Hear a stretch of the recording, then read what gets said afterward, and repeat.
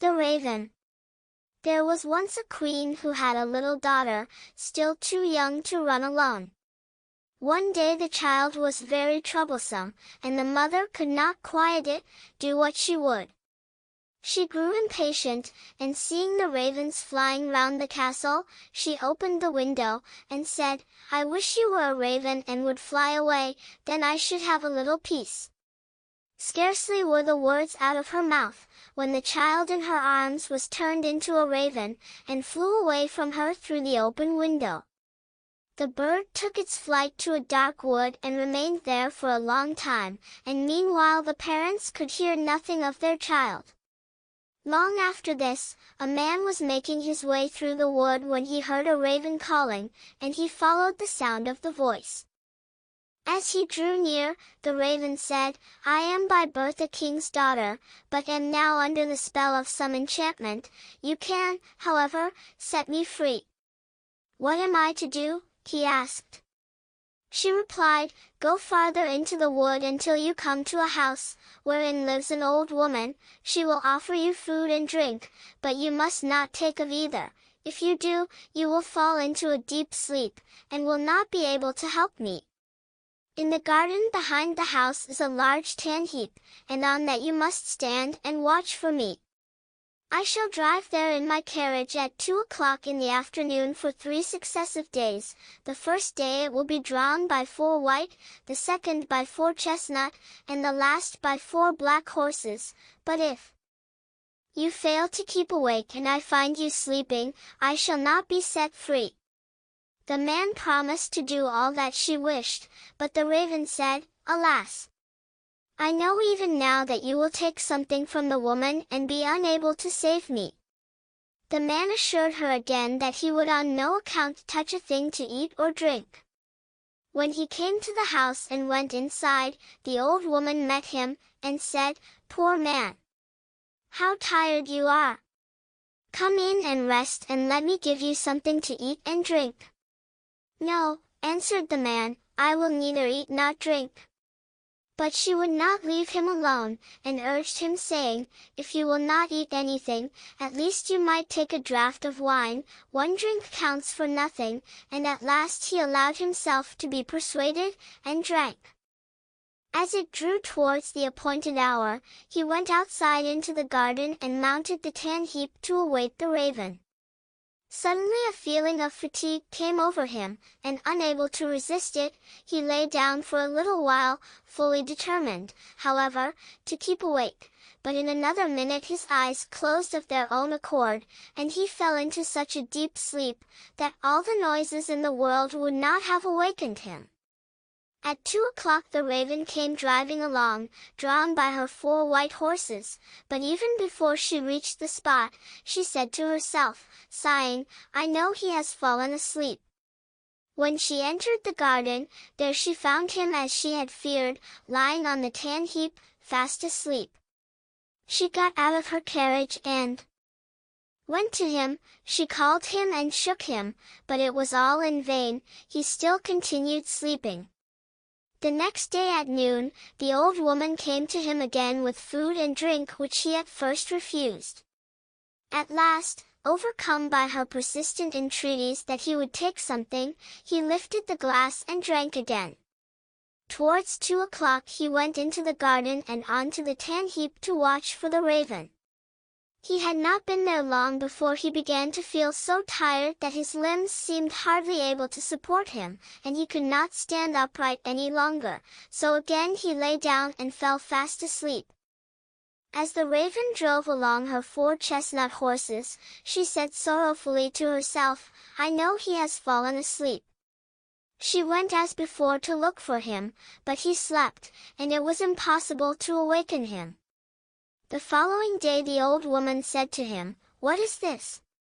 You are not eating or drinking anything, do you want to kill yourself?" He answered, "I may not and will not either eat or drink." But she put down the dish of food and the glass of wine in front of him, and when he smelt the wine, he was unable to resist the temptation, and took a deep draught. When the hour came round again he went as usual on to the tan heap in the garden to await the king's daughter, but he felt even more overcome with weariness than on the 2 previous days, and throwing himself down, he slept like a log. At 2 o'clock the Raven could be seen approaching, and this time her coachman and everything about her, as well as her horses, were black. She was sadder than ever as she drove along, and said mournfully, "I know he has fallen asleep, and will not be able to set me free." She found him sleeping heavily, and all her efforts to awaken him were of no avail. Then she placed beside him a loaf, and some meat, and a flask of wine, of such a kind, that however much he took of them, they would never grow less. After that she drew a gold ring, on which her name was engraved, off her finger, and put it upon one of his. Finally, she laid a letter near him, in which, after giving him particulars of the food and drink she had left for him, she finished with the following words: "I see that as long as you remain here you will never be able to set me free. If, however, you still wish to do so, come to the golden castle of Stromberg. This is well within your power to accomplish." She then returned to her carriage and drove to the golden castle of Stromberg. When the man awoke and found that he had been sleeping, he was grieved at heart, and said, "She has no doubt been here and driven away again, and it is now too late for me to save her." Then his eyes fell on the things which were lying beside him, he read the letter, and knew from it all that had happened. He rose up without delay, eager to start on his way and to reach the castle of Stromberg, but he had no idea in which direction he ought to go. He traveled about a long time in search of it and came at last to a dark forest, through which he went on walking for 14 days and still could not find a way out. Once more the night came on, and worn out he lay down under a bush and fell asleep. Again the next day he pursued his way through the forest, and that evening, thinking to rest again, he lay down as before, but he heard such a howling and wailing that he found it impossible to sleep. He waited till it was darker and people had begun to light up their houses, and then seeing a little glimmer ahead of him, he went towards it.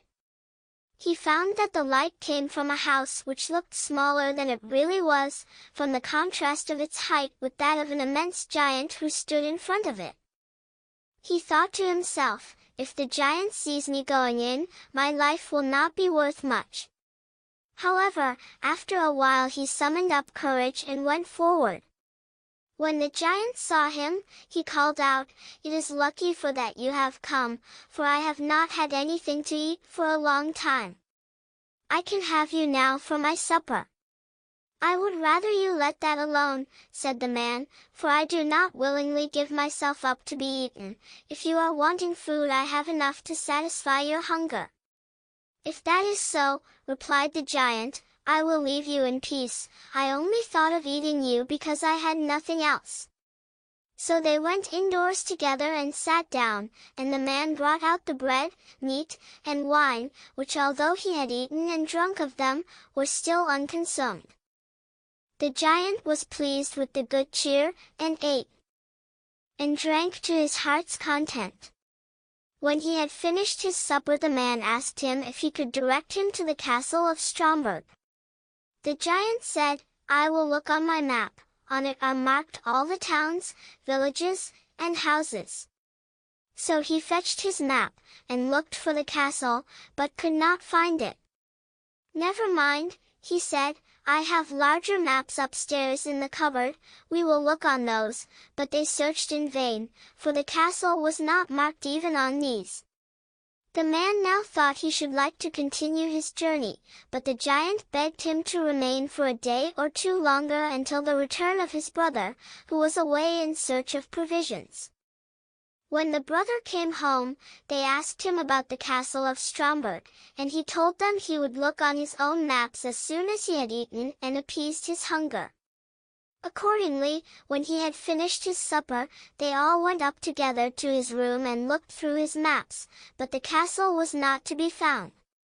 Then he fetched other older maps, and they went on looking for the castle until at last they found it, but it was many thousand miles away. "How shall I be able to get there?" asked the man. "I have 2 hours to spare," said the giant, "and I will carry you into the neighborhood of the castle. I must then return to look after the child who is in our care." The giant, thereupon, carried the man to within about 100 leagues of the castle, where he left him, saying, "You will be able to walk the remainder of the way yourself." The man journeyed on day and night till he reached the golden castle of Stromberg. He found it situated, however, on a glass mountain, and looking up from the foot he saw the enchanted maiden drive round her castle and then go inside. He was overjoyed to see her, and longed to get to the top of the mountain, but the sides were so slippery that every time he attempted to climb he fell back again. When he saw that it was impossible to reach her, he was greatly grieved, and said to himself, "I will remain here and wait for her." So he built himself a little hut, and there he sat and watched for a whole year, and every day he saw the king's daughter driving round her castle, but still was unable to get nearer to her. Looking out from his hut one day he saw 3 robbers fighting, and he called out to them, "God be with you." They stopped when they heard the call, but looking round and seeing nobody, they went on again with their fighting, which now became more furious. "God be with you," he cried again, and again they paused and looked about, but seeing no one went back to their fighting. A third time he called out, "God be with you," and then thinking he should like to know the cause of dispute between the 3 men, he went out and asked them why they were fighting so angrily with one another. One of them said that he had found a stick, and that he had but to strike it against any door through which he wished to pass, and it immediately flew open.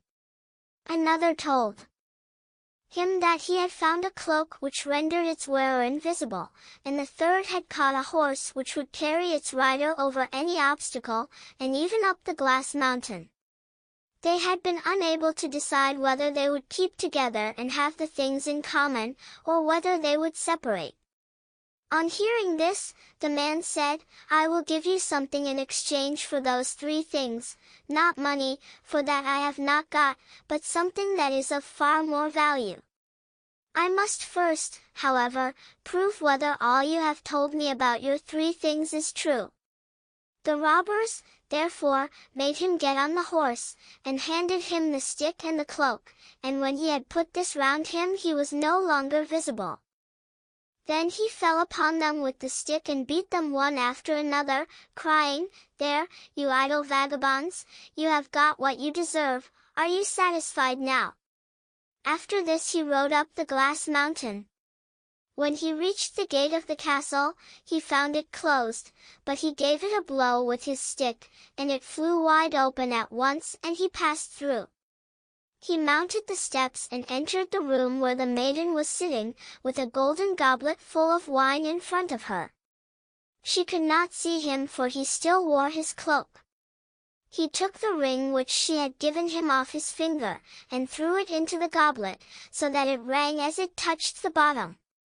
"That is my own ring," she exclaimed, "and if that is so the man must also be here who is coming to set me free." She sought for him about the castle, but could find him nowhere. Meanwhile he had gone outside again and mounted his horse and thrown off the cloak. When therefore she came to the castle gate she saw him, and cried aloud for joy. Then he dismounted and took her in his arms, and she kissed him, and said, "Now you have indeed set me free, and tomorrow we will celebrate our marriage."